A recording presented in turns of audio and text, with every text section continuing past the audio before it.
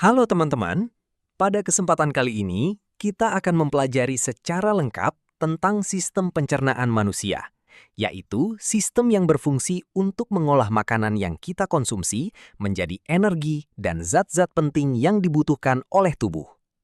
Sistem pencernaan terdiri dari beberapa organ yang saling bekerja sama dalam suatu proses yang berurutan. Proses ini dimulai dari mulut hingga berakhir di anus. Proses pencernaan dimulai di mulut.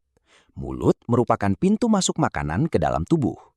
Di dalam mulut terdapat gigi, lidah, dan kelenjar air liur. Gigi berfungsi untuk menghancurkan makanan menjadi bagian yang lebih kecil. Proses ini disebut pencernaan mekanis. Sementara itu, kelenjar air liur menghasilkan air liur yang mengandung enzim, seperti amilase, yang berfungsi memecah zat tepung menjadi gula sederhana. Proses ini disebut pencernaan kimiawi. Lidah berperan membantu mencampur makanan dengan air liur, membentuk bolus atau gumpalan makanan, serta mendorongnya ke arah kerongkongan untuk ditelan. Setelah ditelan, makanan akan masuk ke kerongkongan atau esofagus. Kerongkongan merupakan saluran berbentuk pipa yang menghubungkan mulut dengan lambung. Dinding kerongkongan tersusun dari otot-otot yang dapat berkontraksi secara bergelombang. Gerakan ini disebut gerak peristaltik yang berfungsi mendorong makanan turun menuju lambung. Proses ini berlangsung secara otomatis tanpa kita sadari. Selanjutnya, makanan akan sampai di lambung. Lambung adalah organ berbentuk seperti huruf J yang terletak di bagian kiri atas rongga perut. Di dalam lambung terjadi pencernaan mekanis dan kimiawi secara lebih intensif. Otot-otot lambung akan mengaduk makanan. Sementara itu, lambung juga menghasilkan asam lambung dan enzim pencernaan, seperti pepsin. Asam lambung berfungsi membunuh kuman yang masuk bersama makanan dan menciptakan kondisi asam agar enzim dapat bekerja dengan optimal. Enzim pepsin berfungsi memecah protein menjadi bagian yang lebih sederhana. Hasil dari proses ini adalah makanan yang telah berubah menjadi bubur halus yang disebut chymus.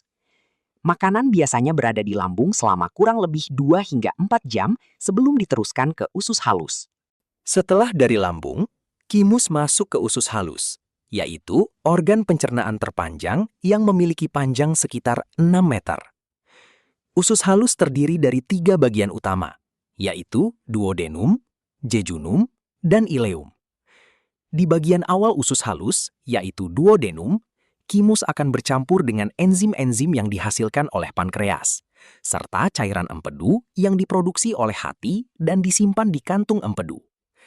Enzim dari pankreas berfungsi untuk memecah karbohidrat, protein, dan lemak menjadi bentuk yang lebih sederhana. Sementara itu, empedu berfungsi untuk mengemulsikan lemak agar lebih mudah dicerna. Di bagian selanjutnya dari usus halus, yaitu jejunum dan ileum, terjadi proses penyerapan sari-sari makanan. Dinding usus halus memiliki struktur khusus berupa jonjot-jonjot yang disebut vili. Vili ini berfungsi memperluas permukaan penyerapan, sehingga nutrisi seperti glukosa, asam amino, vitamin, dan mineral dapat diserap secara maksimal ke dalam aliran darah. Nutrisi yang telah diserap kemudian diedarkan ke seluruh tubuh untuk digunakan sebagai sumber energi, pertumbuhan, dan perbaikan sel. Sisa makanan yang tidak tercerna kemudian akan masuk ke usus besar. Usus besar memiliki panjang sekitar 1,5 meter. Fungsi utama usus besar adalah menyerap air dan garam mineral dari sisa makanan tersebut.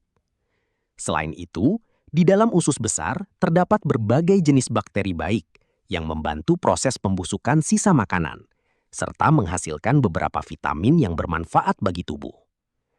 Seiring berjalannya waktu, sisa makanan akan berubah menjadi lebih padat dan membentuk feses. Feses kemudian disimpan sementara di rektum, yaitu bagian akhir dari usus besar. Rektum berfungsi sebagai tempat penampungan sebelum feses dikeluarkan dari tubuh. Ketika rektum sudah penuh, akan timbul dorongan untuk buang air besar. Tahap terakhir adalah pengeluaran feses melalui anus. Anus merupakan lubang tempat keluarnya sisa makanan dari tubuh. Proses pengeluaran ini disebut defekasi. Proses ini penting untuk membuang zat-zat sisa yang tidak dibutuhkan oleh tubuh. Keseluruhan proses pencernaan ini menunjukkan betapa luar biasanya tubuh manusia dalam mengolah makanan menjadi energi dan nutrisi yang diperlukan. Oleh karena itu, kita perlu menjaga kesehatan sistem pencernaan dengan cara mengonsumsi makanan bergizi, minum air yang cukup, serta menjaga kebersihan makanan. Dengan sistem pencernaan yang sehat, tubuh kita dapat bekerja dengan optimal setiap hari.